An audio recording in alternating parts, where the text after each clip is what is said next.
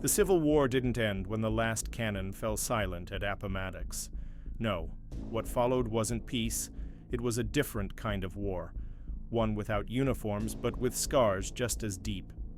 The kind of war that's fought in schoolhouses, courthouses, and voting booths. It's easy to assume that when General Lee surrendered in 1865, the United States immediately healed.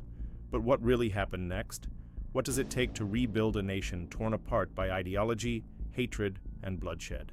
And more importantly, can a country truly change if it doesn't face the truth of its past? The aftermath of the Civil War launched the country into a chapter equally as defining as the conflict itself: Reconstruction. The word sounds hopeful, like rebuilding something broken. But what if the pieces were never meant to fit together? Again, the southern states lay in economic ruins, their labor system shattered. Over 4 million formerly enslaved people were suddenly free, but freedom without protection, without land, without resources. Is it really freedom at all? That's the central contradiction of Reconstruction. On paper, it was about healing. In reality, it was about survival. Political, social, and personal. Federal troops moved into southern cities to uphold new laws and protect black citizens, many of whom began voting, running for office, opening businesses, and attending school for the first time. It was a radical shift, and one that terrified the old order. Southern whites, especially former Confederates, viewed this as not just a loss, but humiliation. Out of that resentment grew something far darker: the organized resistance of white supremacy. The Ku Klux Klan emerged not just as a terrorist group, but as a movement determined to reverse the progress that had been made. Suddenly, the battlefield had shifted, but the war continued.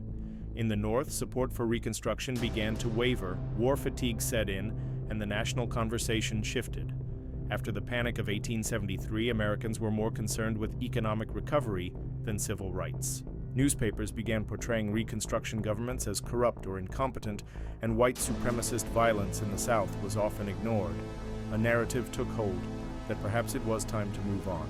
But moving on without justice is just forgetting, and forgetting is a dangerous thing.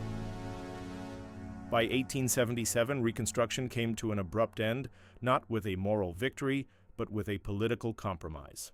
In exchange for Southern Democrats allowing Rutherford B. Hayes to become president, Republicans agreed to withdraw federal troops from the South. This moment, known as the Compromise of 1877, effectively abandoned Black Americans to the mercy of local white power structures. The brief flame of freedom and opportunity that had flickered after the war was extinguished in silence, and what followed was nearly a century of Jim Crow laws, racial segregation, disenfranchisement, and systemic injustice. Let that timeline sink in. From 1865 to 1877, America made some of its boldest promises to its citizens. But by 1877, those promises had been broken. What does that say about justice in America? Can rights be real if they can be taken away so easily? Can democracy survive if it's not defended every day, not just in wars, but in peacetime decisions, in laws, in local governments? These are not questions confined to history. They still echo in every debate about equality, voting rights, and systemic reform today. Yet even in the face of betrayal, Black communities across the South and beyond didn't disappear. They organized. They built schools, churches, newspapers, and businesses. Institutions like Howard University, Fisk, and Tuskegee became centers of Black education and leadership. Spiritual resilience became cultural revolution. Music, literature, and tradition preserved hope even as laws denied dignity.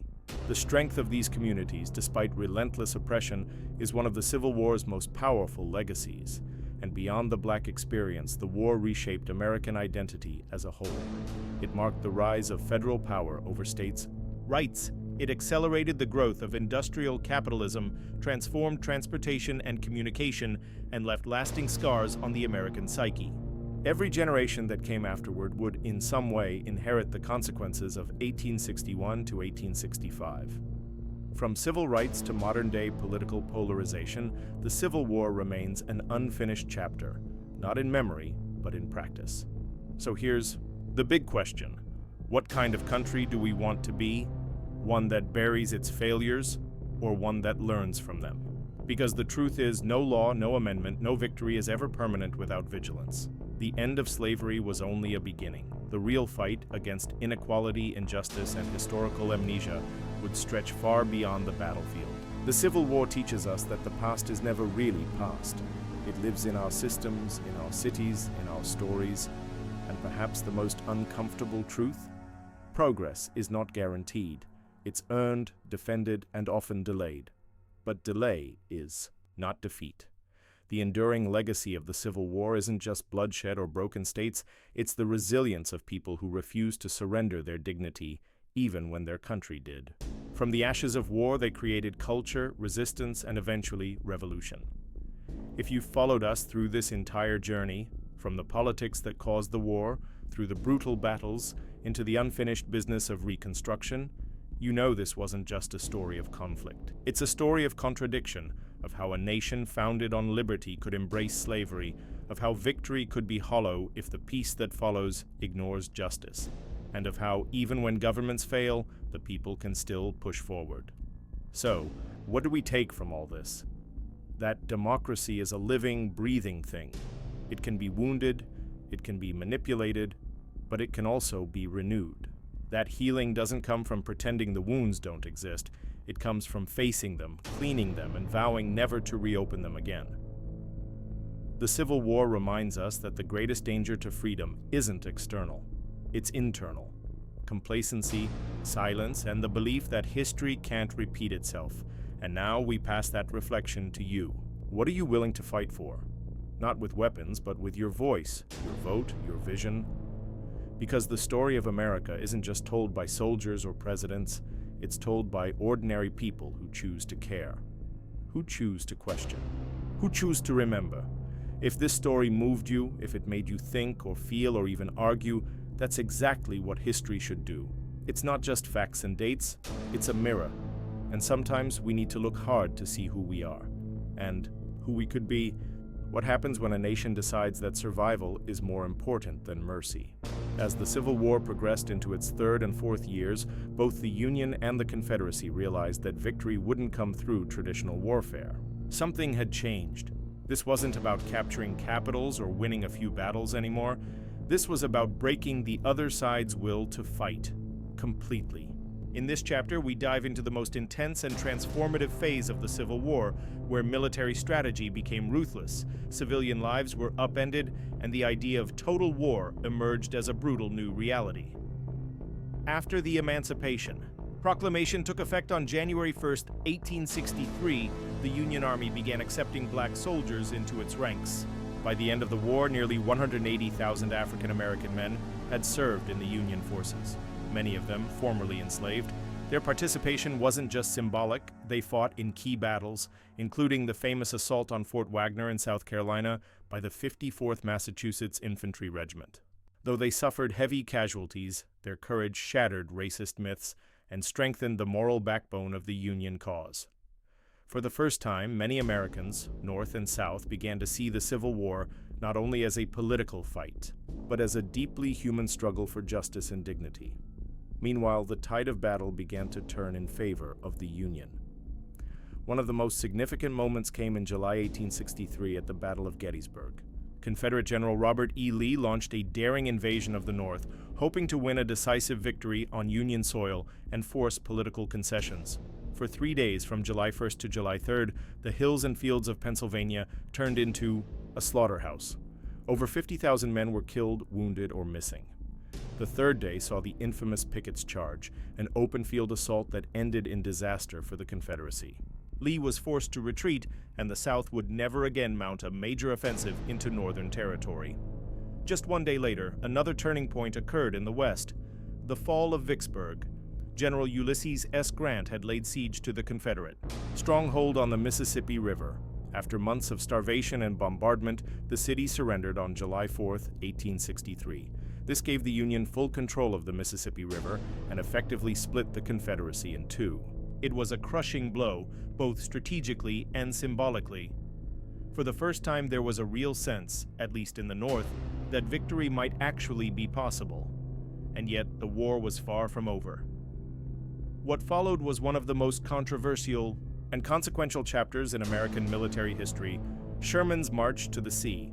In late 1864, Union General William Tecumseh Sherman set out from Atlanta with 60,000 men and marched through Georgia to Savannah, living off the land, destroying infrastructure, and breaking the South's economic and psychological capacity to continue fighting.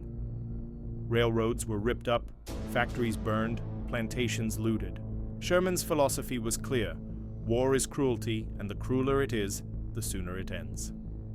For many Southerners, Sherman became a symbol of terror. Stories of burning homes, ruined crops, and terrified civilians spread like wildfire. But from a military standpoint, the march was devastatingly effective. It shattered the Southern war machine and hastened the Confederacy's collapse. Sherman's strategy, later dubbed total war, would influence global military thinking for generations. As Union victories mounted, the political winds shifted. In 1864, President Lincoln faced re-election. Many believed he would lose. The war was dragging on, casualties were sky high, and anti-war sentiment was growing. But with Sherman's success in Georgia and a rising tide of victories, Lincoln gained momentum and won re-election decisively. It was a clear message. The Union was committed to seeing the war through to the end. And then Lincoln gave one of the most powerful speeches in American history, his second inaugural address in March 1865. Instead of triumph, Lincoln spoke of sorrow. Instead of vengeance, he called for healing. "With malice toward none, with charity for all," he said, "let us strive to finish the work we are in, to bind up the nation's wounds." These words revealed a deeper truth. This war was not just a battle for territory. It was a battle for the nation's soul. Meanwhile, the Confederacy was crumbling. Southern cities were under siege, supplies were dwindling, desertions increased. Even Confederate leaders began to see the writing on the wall. Still, Lee continued to fight with determination and skill. But by early 1865, his army was outnumbered, outgunned, and surrounded. And so in April 1865, the unthinkable happened. General Robert E. Lee surrendered to General Ulysses S. Grant at Appomattox Courthouse in Virginia. The scene is now legendary. Lee, dressed in full uniform, proud and composed, entered the parlor of Wilmer McLean's house. Grant, in a mud-splattered field coat, offered generous terms. Confederate soldiers could keep their horses and go home. Officers could keep their sidearms. There would be no executions, no parades of victory, just a quiet, honorable end to a brutal conflict. But here's the heartbreaking twist. Just days later, on April 14, 1865, Good Friday, President Lincoln was assassinated by Confederate sympathizer John Wilkes Booth while attending a play at Ford's Theater in Washington, D.C. The nation, just beginning to breathe again, was thrown into mourning. Lincoln, the man who had steered America through its darkest hour, was dead. His death marked not only the end of the war, but the beginning of an uncertain and turbulent era, Reconstruction. But that's a story for the final chapter. Before we move on, pause for a moment. What does it say about a nation that only found unity through such bloodshed? Can a country rebuild after tearing itself apart from the inside out? In the next and final part, we'll explore the aftermath of the war, how the United States struggled to rebuild, how former slaves found new hope and new dangers, and how the legacy of the Civil War still echoes today. If you're still with us, make sure to like, comment, and subscribe. Your support helps keep this history alive and helps us keep telling stories that matter. As the Confederate surrender sent shockwaves across the fractured nation, the question that echoed in every corner of America was simple yet profound. What now? The guns had fallen silent, but the tension was far from over. Nearly 620,000 lives had been lost. Brothers, sons, fathers, cities lay in ruins, economies were shattered, families were broken, not just by death, but by ideology. And for 4 million newly freed African Americans, the chains of slavery had been broken. But the path ahead was anything but clear. They were free, yes, but free to what? Free to wander without protection, free to face hatred, poverty, and uncertainty. The war might have ended on paper, but the real battle for justice, equality, and unity was just beginning. This, in many ways, was the true test of the American experiment, not how it fought a war, but how it rebuilt after one. The nation would now have to decide whether it could truly become united in the aftermath of such unimaginable division and loss. And in that space between war and peace, between destruction and renewal, lay the seeds of both hope and peril. In the South, a desolate landscape awaited. Entire towns had been burned to the ground. Railroads were twisted like spaghetti.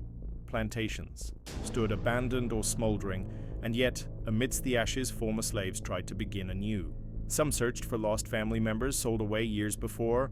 Others flocked to cities in hopes of finding work, community, or education.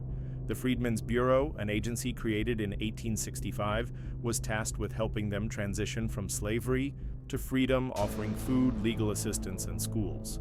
But resources were limited. Resistance was fierce. Many white Southerners resented the change and sought to preserve racial hierarchies through new laws, intimidation, and violence.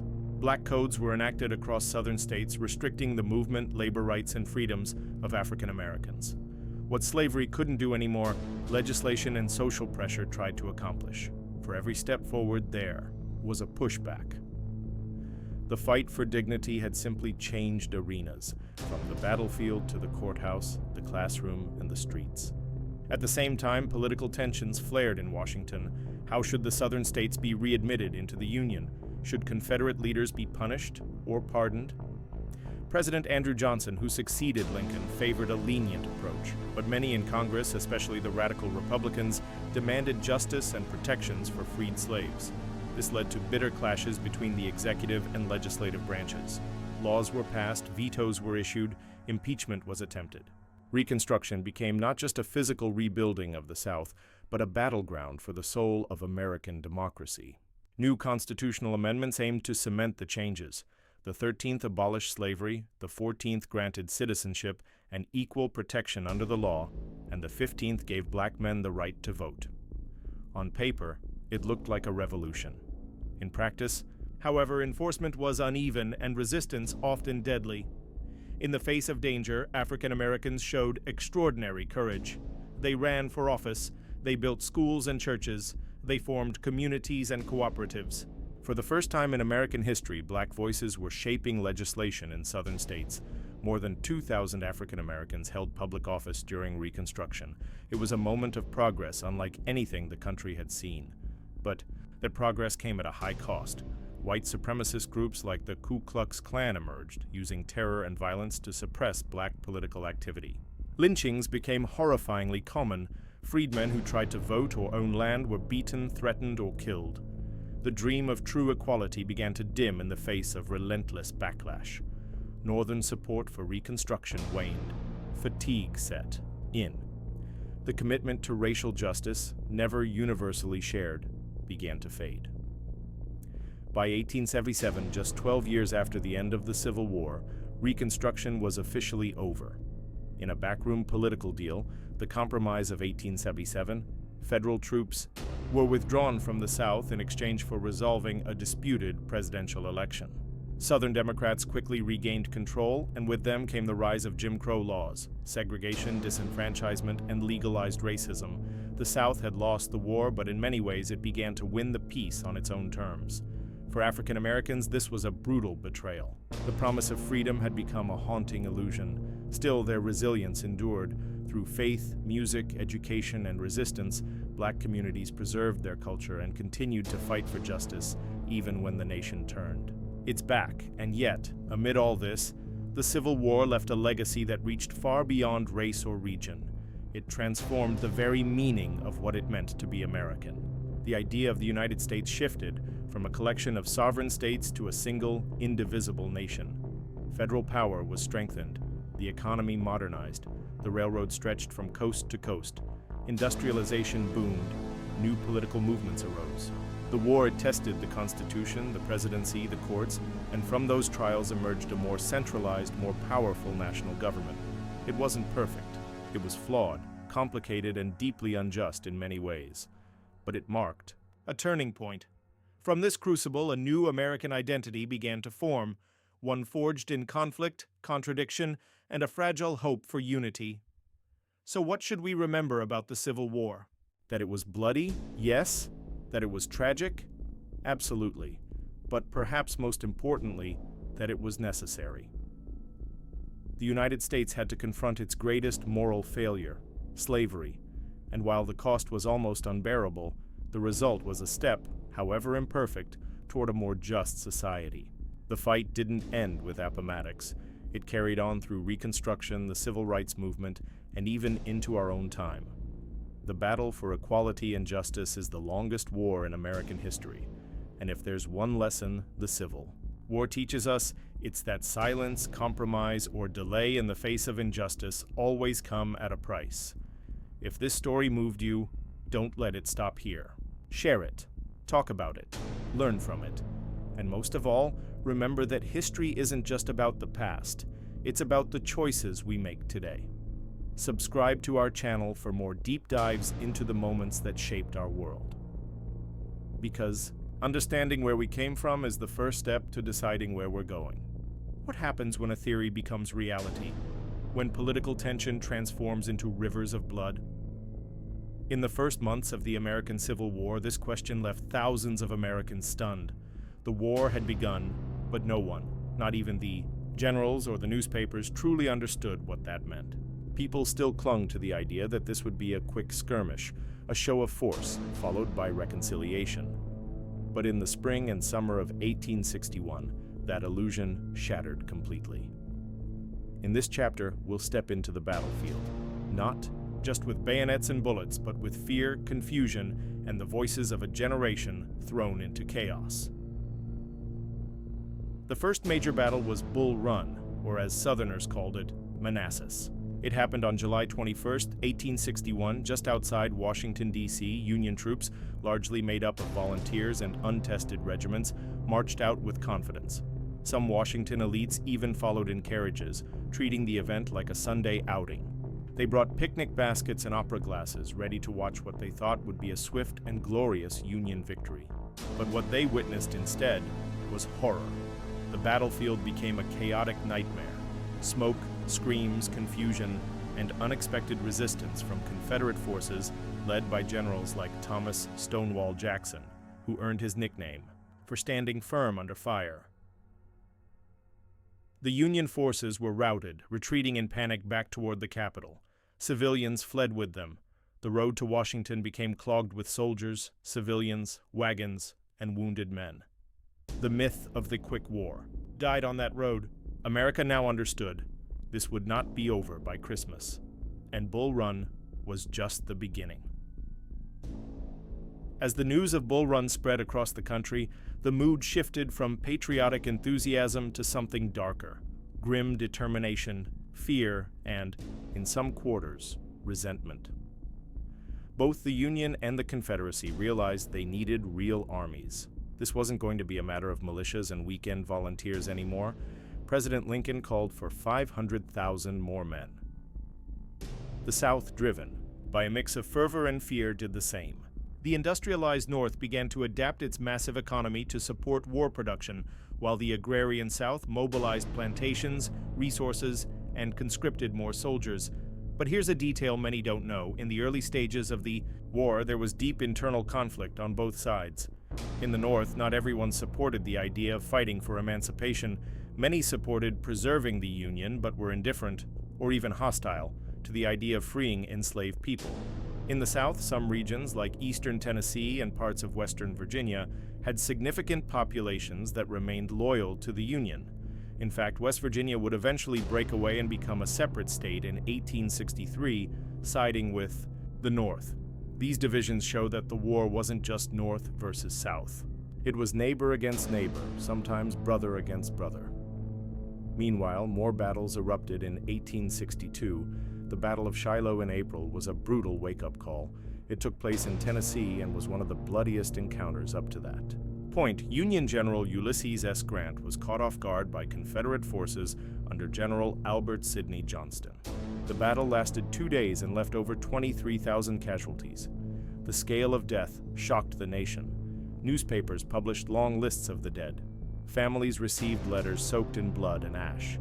The American public began to understand this was no longer a series of isolated battles. It was a war machine grinding forward. Grant, though criticized for being unprepared, earned Lincoln's trust. When reporters and politicians pressured the president to dismiss him, Lincoln famously said, "I can't spare this man, he fights." That phrase marked a shift in how the Union would start to approach the war, not just cautiously or politically, but strategically, and with a commitment to total victory. On the Confederate side, General Robert E. Lee was rising in prominence. Lee was a complex figure, a brilliant tactician, deeply loyal to Virginia. He opposed secession in principle, but refused to fight against his home state. After taking command of the Army of Northern Virginia, he led a series of bold offensives in the summer of 1862 that pushed Union forces back in the 7 Days Battles. These victories boosted Southern morale and painted Lee as a hero of the Confederacy, but every step forward for Lee came at a high cost. The South didn't have the manpower or industrial base to sustain heavy losses. Every dead Confederate soldier was harder to replace than his Northern counterpart. And amid all of this, another silent battlefield emerged, one not fought with bullets or bayonets, but with information. The press became a powerful weapon. Newspapers, illustrations, and letters influenced public opinion like never before. Confederate victories were often celebrated as divine signs, while Union defeats were sometimes exaggerated to sow doubt. Photography also played a crucial role. Images from battlefields, dead soldiers lying in twisted positions, scorched earth, ruined buildings, brought the reality of war into the living rooms of everyday Americans. The myth of glory was replaced with the brutal face of truth. Meanwhile, African Americans, both free and enslaved, watched events unfold with hope and fear. In the North, black men began organizing, petitioning to be allowed to fight. In the South, enslaved people heard rumors of Lincoln's intentions and started to flee to Union lines, believing freedom was near. This contraband policy allowed escaped slaves to seek refuge with Union armies. It was the beginning of a profound shift in the war's purpose. At first, Lincoln's primary goal had been preserving the Union, but now, as pressure grew and as more slaves escaped or were liberated during campaigns, the war was morphing into something greater, a moral crusade. By the end of 1862, it was clear neither side was backing down. Hundreds of thousands were dead, wounded, or missing. Towns were burned, families torn apart. But something else was building, a sense that this war would decide not only the fate of a nation, but the soul of a people. And that brings us to one of the most important turning points in the war, the Battle of Antietam. It was September 17, 1862. Robert E. Lee had decided to take the fight into the North.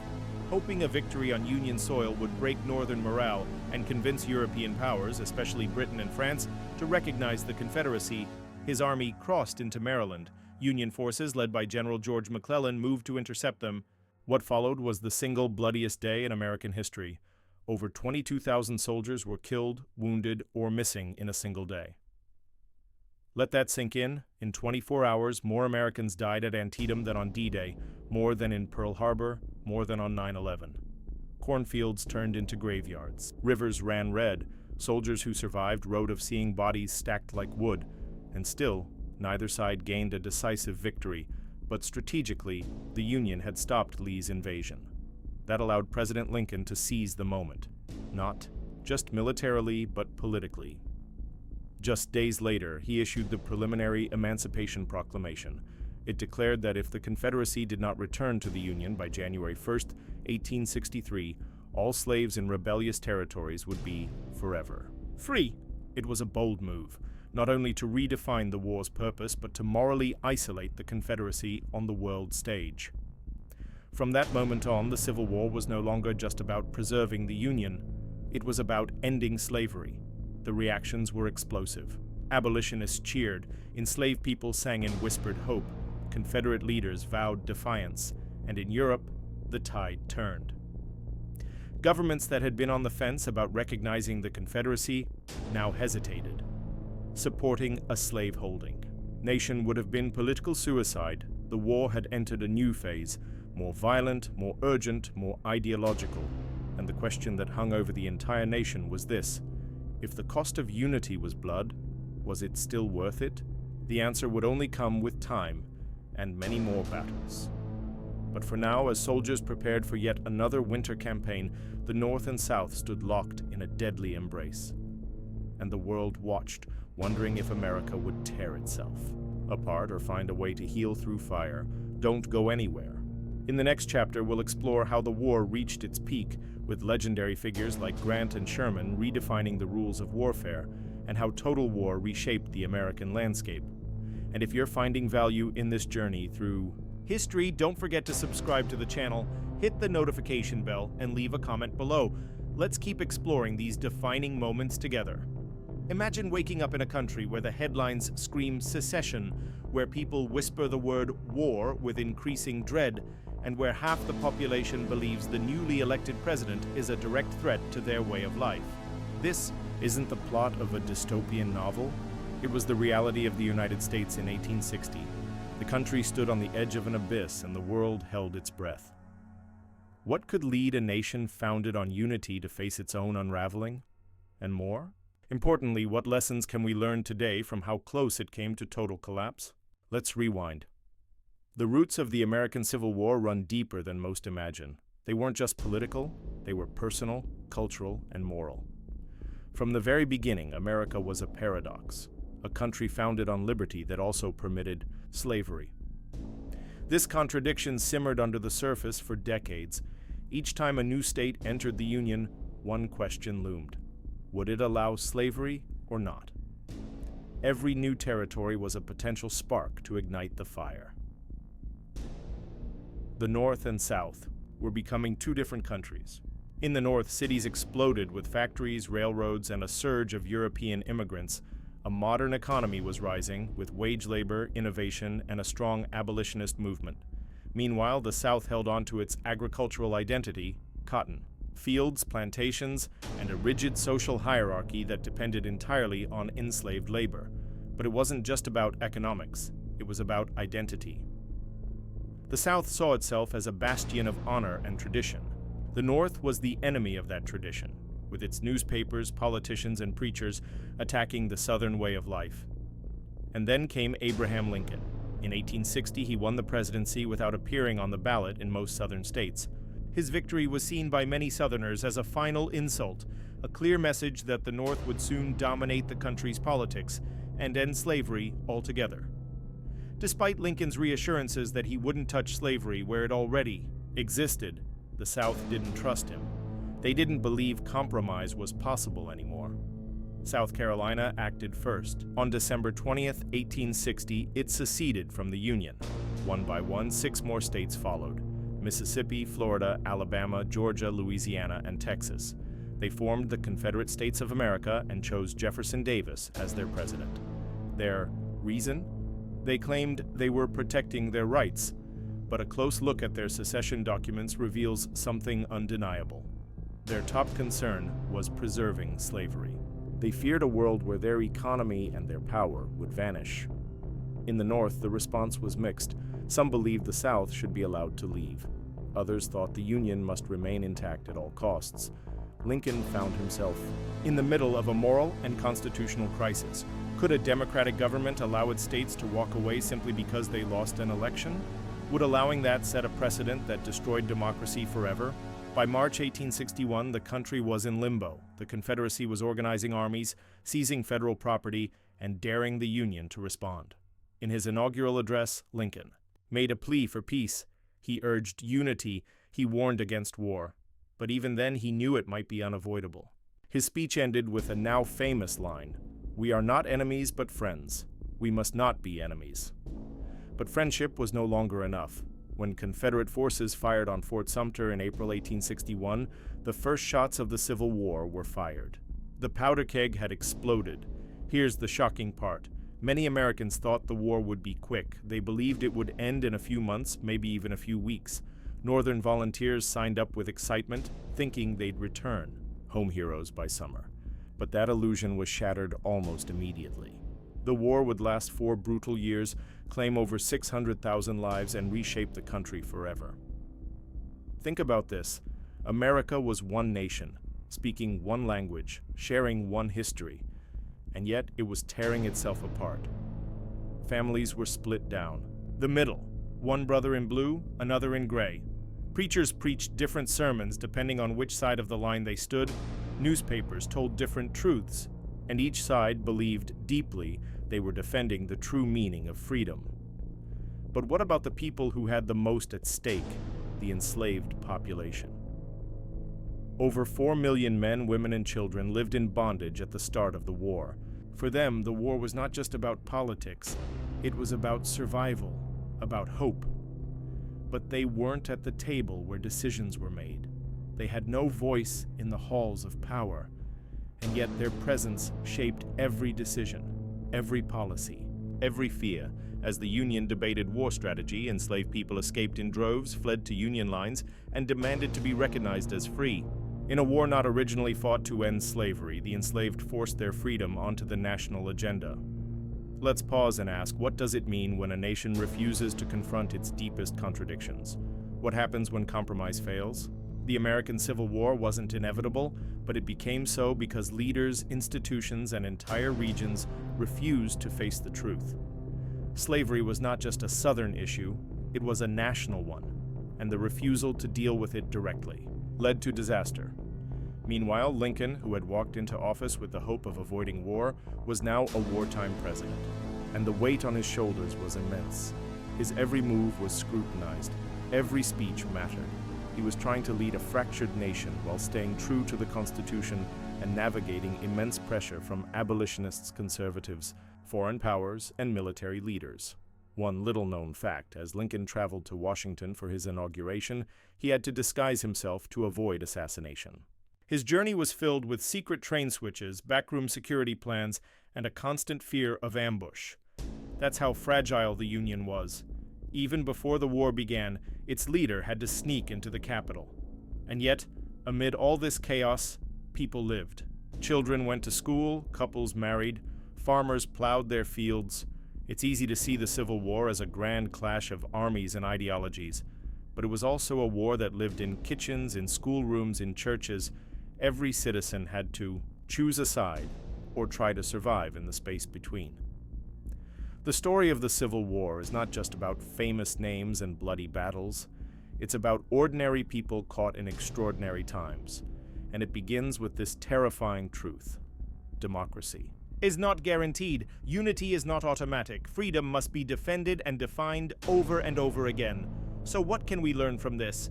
First, that a nation can crumble from within if it refuses to confront injustice. Second, that leadership in times of division requires both strength and empathy. And third, that the voices of those most affected must never be ignored. In our next chapter, we'll dive into the opening battles, moments where thousands gave their lives in the belief that they were protecting their homeland. But we'll also uncover the personal stories, the letters, the prayers, the tears that remind us this war was fought by human beings, not just historical figures. If this story has moved you, if you feel the weight of this history, then subscribe to the channel. Hit the bell so you don't miss the next chapter, because the past isn't just behind us, it's a mirror, and what we see in it depends on how closely we choose to look.